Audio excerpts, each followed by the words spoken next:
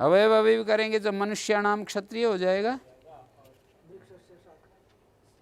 अवयव अवयवी भी एक प्रकार का संबंध है ना, तब षष्ठी हो जाएगी।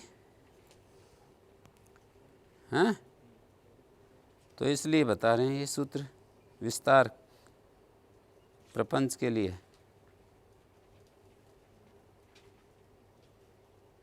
ठीक है, पंचमी विभक्ति सूत्र पर आ जाओ।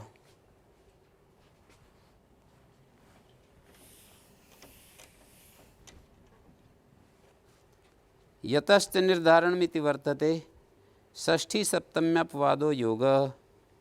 षष्ठी और सप्तमी का अपवाद पंचमी विधान कर रहे हैं।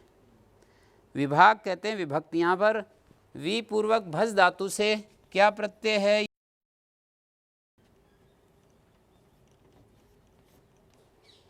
हाँ जी, आप बताओ। वी पूर्वक भज धातु से विभाग शब्द में क्या प्रत्यय है? तो विभाग शब्द में घय प्रत्यय है।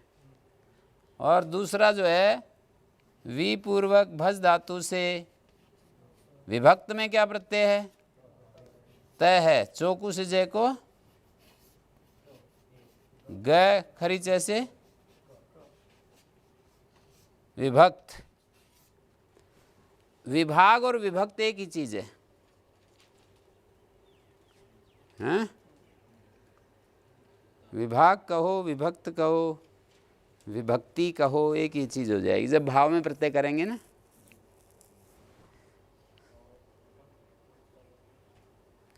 लिखा भी है विभाग है विभक्तम। हाँ, यस्मिन् निर्धारणाश्रये विभक्तम अस्यास्ति। विभक्तम अस्य अस्ति ततः निर्धारणाश्रयात् पंचमी विभक्तिर्भवति। यहाँ पर यस्मिन् निर्धारणाश्रये विभक्तम अस्य अस्ति। विभक्तम अस्य, अस्य शब्द से क्या लोगे?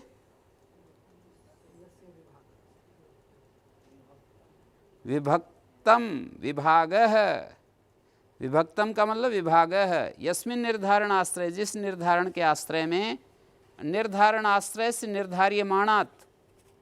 अस्य शब्द का अर्थ हो जाएगा निर्धारण आश्रय से निर्धार्यमाणात्।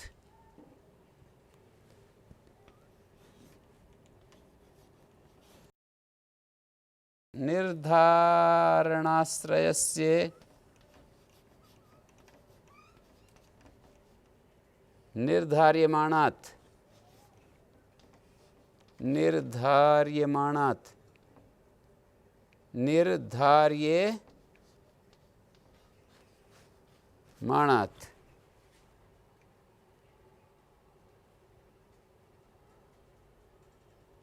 निर्धारणाश्रयस्य निर्धार्यमाणात्। यस्मिन् निर्धारणाश्रये निर्धार्यमाणात् विभागो अस्ति। विभक्तम और विभाग एक ही बात है। विभक्तम विभागः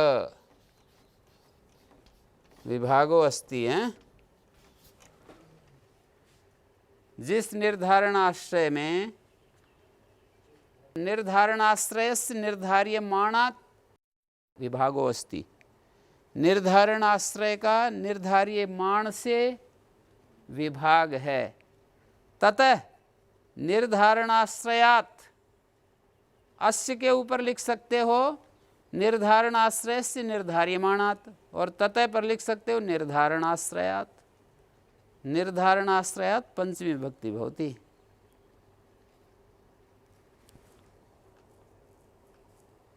यस्मिन् निर्धारणाश्रये विभक्तम अस्य निर्धारणाश्रयस्य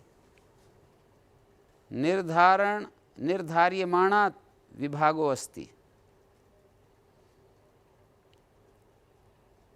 अस्य शब्द से लेंगे निर्धारणाश्रयस्य विभक्तम अस्ति। कस्मात्? निर्धार्यमाणात्।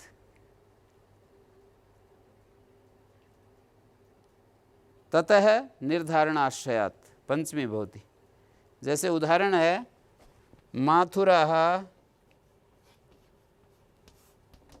पाटलिपुत्रकेभ्यः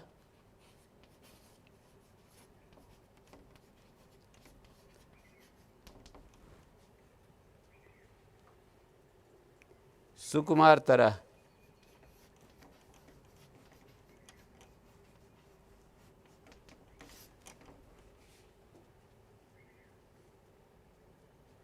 ये माथुरा तो निर्धार्यमाण है।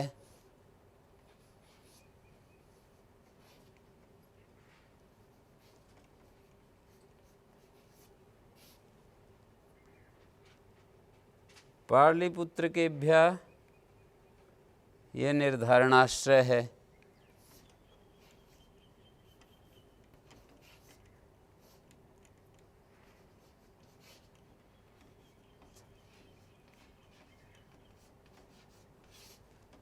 तो इसमें ये बताया है, हाँ,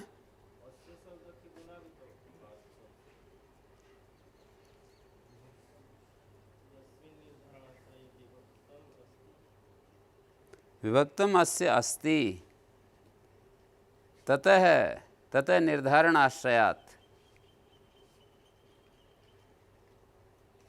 अस्य से निर्धारणाश्रय लेंगे ना, तो ततः से निर्धारणाश्रय लेंगे।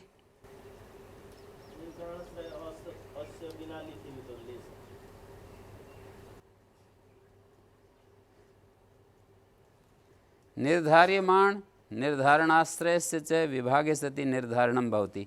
ये निर्धारण कहाँ होता है? निर्धार्यमाण का निर्धारण आश्रय से विभाग होने पर निर्धारण होता है।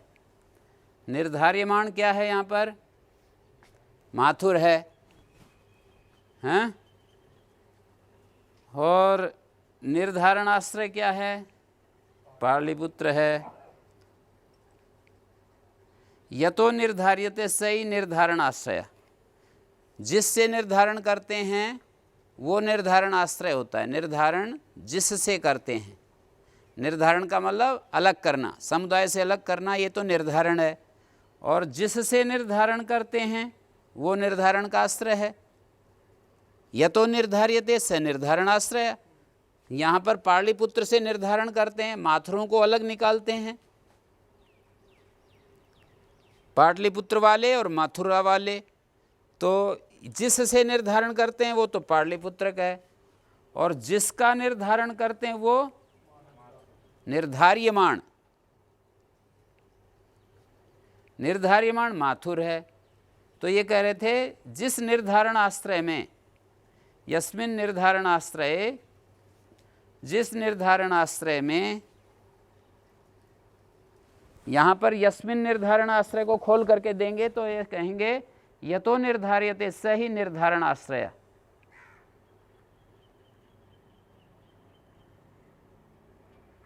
यतो निर्धार्यते सही निर्धारण आश्रय, जिससे निर्धारण करेंगे, अलग छांटेंगे, वो निर्धारण आश्रय।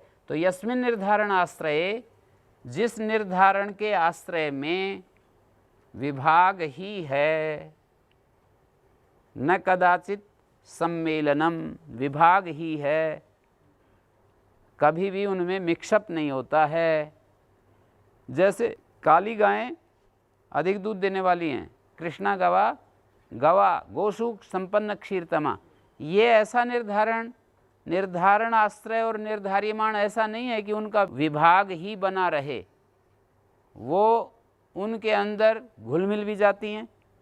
जैसे गाय बैठी हैं, उन्हीं के अंदर काली गाय भी जाकर बैठ गई।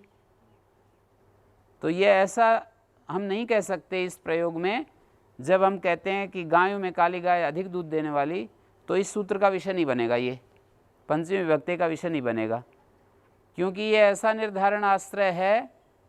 मतलब निर्धारण आश्रय माने निर्धारण का जो आश्रय है, जिससे हम निर्धारण करने जा रहे हैं, ये ऐसा नहीं है कि जो निर्धार्यमाण का विभाग ही हो। निर्धार्यमाण काली गाय है, उसका विभाग ही हो, ऐसा नहीं कर सकते। गायें बैठी हैं, काली गाय भी जाकर बैठ गई उनमें। लेकिन मथुरा वाले और पाटलिपुत्र वाले, इनको शब्द से, जब शब्दों में हम कह रहे हैं बात को, हैं, बेशक वो किसी सभा सोसाइटी में घुल मिल करके भी बैठ जाएं, पर जो शब्द बता रहे हैं वो इस तरह से बता रहे हैं कि पाटलिपुत्र वालों से माथुर सुकुमार तर हैं। जब हम ये बात बतलाते हैं तो उनका विभाग ही बताया जाता है, कभी भी उनको मिलाप करके नहीं बोलते हैं। कभी भी उनका आत्मभाव नहीं, कभी भी उनका सम्मिश्रण नहीं होता है।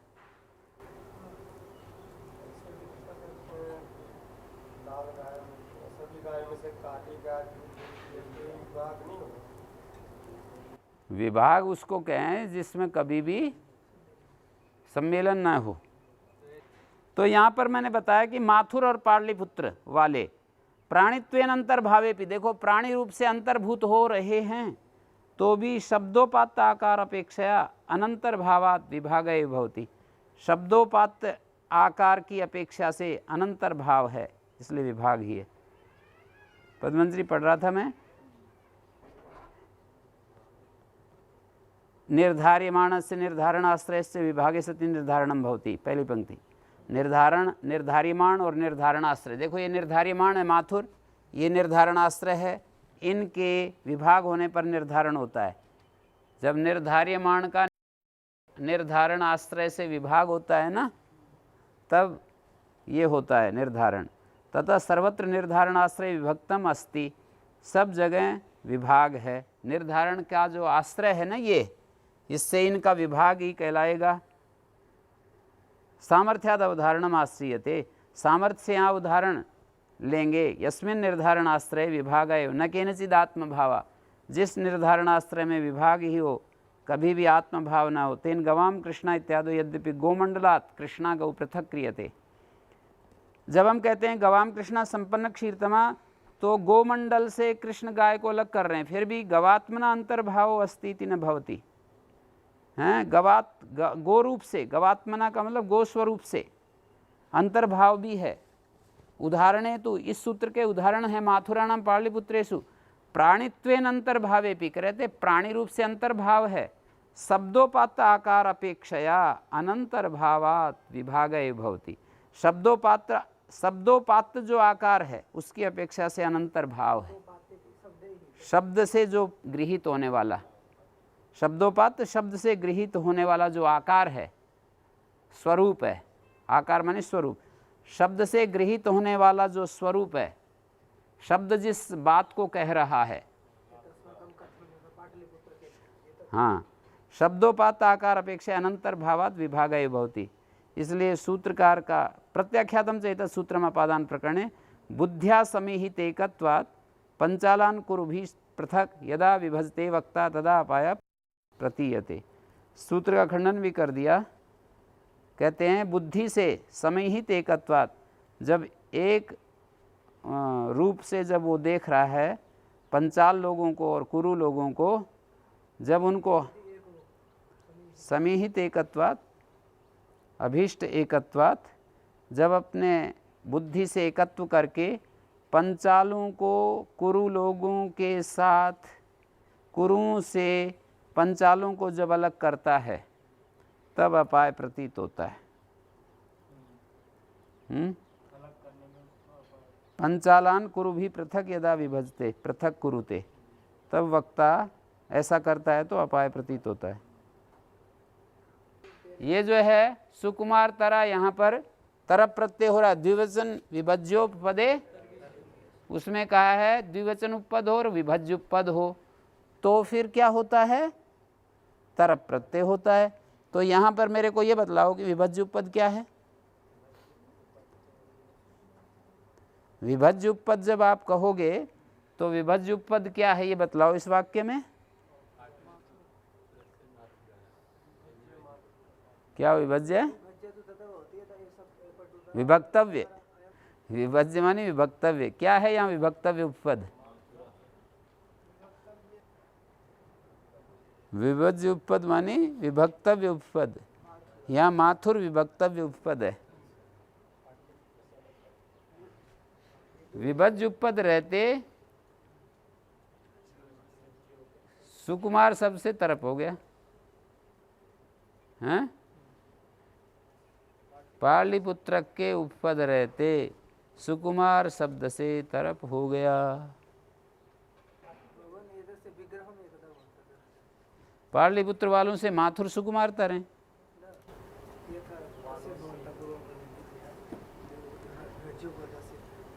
पाटलिपुत्र का भी सुकुमारा, माथुरा भी सुकुमारा, तेभ्य में सुकुमारा इति सुकुमारतरा।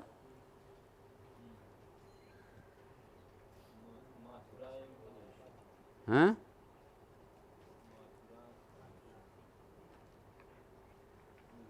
वे भी सुकुमार हैं, ये भी सुकुमार हैं।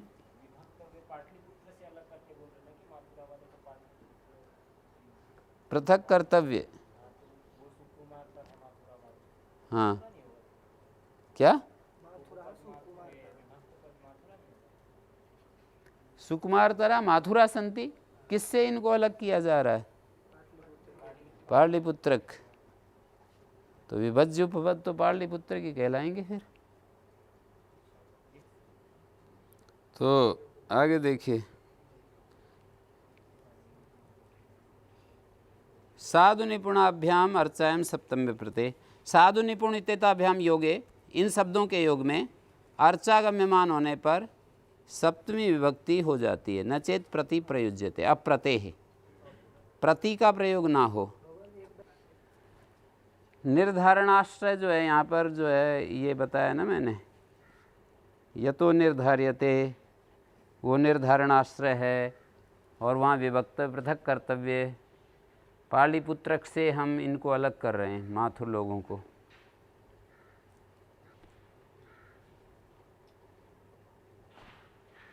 साधु और निपुण शब्द से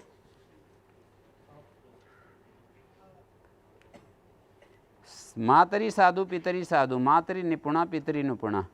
अर्चायमित किम साधुर्भृत्यो राज्ञा, यहाँ तत्व कथन है, पूजा नहीं है। यहाँ तत्व कथन है न भवती, यहाँ पर सप्तमी विभक्ति नहीं हुई। राजा का जो भृत्य है वो अच्छा है।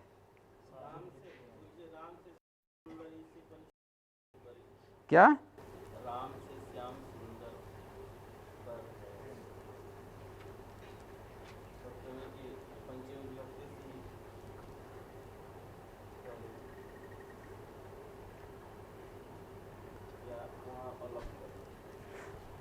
वो तो अपादान भी हो जाएगा ना, वो अपाय।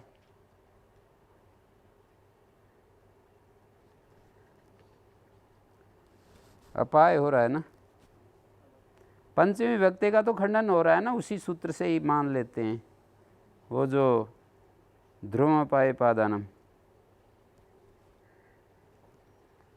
अर्चायाम किम साधुर्भृत्यो राज्य, यहाँ पर राजा का जो भृत्य है वो साधु है। यहाँ पूजा गम्यमान नहीं है, तत्व कथन है, मतलब यथार्थ स्थिति बता रहे हैं। नहीं, जैसा है वैसे बता रहे हैं कि अच्छा है, पूजा नहीं कर रहे। पूजा का मतलब तो वहाँ पर जैसे पूजा इसकी गम्यमान है ना, मातरी साधु पितरी साधु, मातरी निपुणा पितरी निपुणा।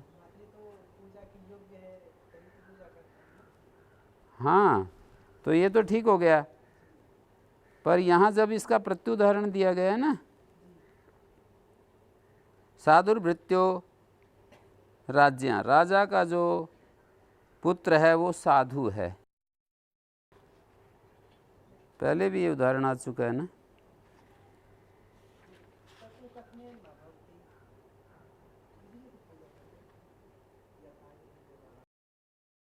साधु असाधु माता पितृ विषयत्वेपि क्रिया अभाव अधिकरणत्व अभाव वचनम। अर्चा ग्रहण यहाँ निपुण के लिए है। इधर एक कहा है जो साधु असाधु प्रयोगे सप्तमी वक्तव्य, एक वार्तिक है, सप्तम अधिकरणे च सूत्र निकालो। साधु असाधु प्रयोगे सप्तमी वक्तव्य, तो यहाँ पर पद्मंजलि देखो निकाल कर, अत्र साधु साधुत्व असाधुत्वयो माता पितृ विषयत्वेपि, साधुत्व और असाधुत्व का माता पितृ विषयक होने पर भी क्रिया अभावात अधिकरणत्व अभावात वचनम, क्रिया न होने से अधिकरण संज्ञा नहीं हो रही थी, इसलिए सूत्र बनाया। साधु निपुणाभ्याम इत्येव सिद्धे न अनर्चार्थम अत्र साधु ग्रहणम, साधु ग्रहण जो है वो अनर्चा के लिए कहा है।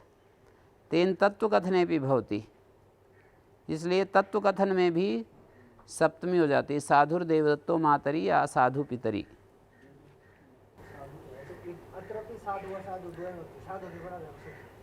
हाँ, उसी से सिद्ध था। फिर अनर्चा के लिए साधु ग्रहण है। अनर्चा पूजा गम्यमान न हो तेन तत्व कथने भी भवति। और आगे एक बात कहते हैं, अर्चा ग्रहणम तु तत्र निपुणार्थम। वो जो सूत्र है साधु निपुणाभ्याम अर्चायाम, वहाँ अर्चा ग्रहण जो है साधु शब्द के लिए नहीं है, निपुण शब्द के लिए है। पितरी निपुणा, उसके लिए वहाँ पर अर्चा ग्रहण निपुण के लिए। कथम तत्र प्रत्युदाहरिष्यते अर्चायामिति किम साधुर्देवदत्तो राज्ञा उच्यते राज्यों भृत्येन से शाब्दो अन्वय न साधुना।